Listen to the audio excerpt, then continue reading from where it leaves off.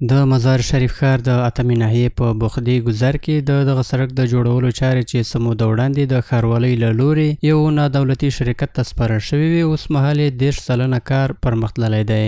د یادې پروژې تخنیکي انجینر وایي چې دغه سړک به د 380 مترو په اوږدوالي سره جوړ شي.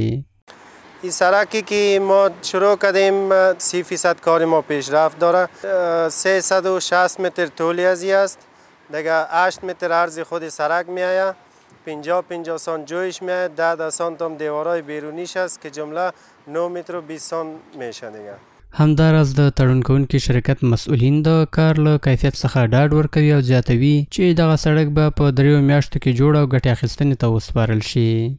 انشالله با معیارهایی که با ما از طرف شاروالی تعیین کردن، با معیارهای استاندارد و با موادهای با کیفیت خوب دیگه انشالله ما کار خود پیش میبریم. انجینر صاحبای شاروالی همیشه وقتی که کار ما جریان داره در ساحه هستن و از کیفیت کار اونام از کیفیت و کوالتیش کنترل میکنه دیگه، ما هم کنترل میکنیم. انشالله بسیار به کیفیت بالا کار به اتمام میرسانیم.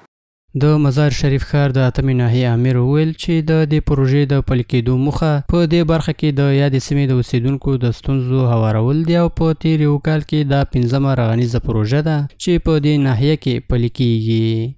این پروژه برای مردم خیلی سهولت است. اول مردم خیلی اینجا با تکلیف بودن، سرک خامه بود دیگه، از خاطر است این پروژه را شاروالی روی دست گرفته. اما انشالله هر روز نباشه، یک روز دو روز ما این پروژه را نظارت میکنیم تا که کم کاستی نداشته باشه. د مزار شریف ښاروالۍ په پام کې لري چې په 1403 لمریز کال کې دغه ښار په بیلابیلو سیمو کې 43 پروژې پلي کړي چې دمګړۍ د 60 پروژو چارې عملاً پیل شوې دي.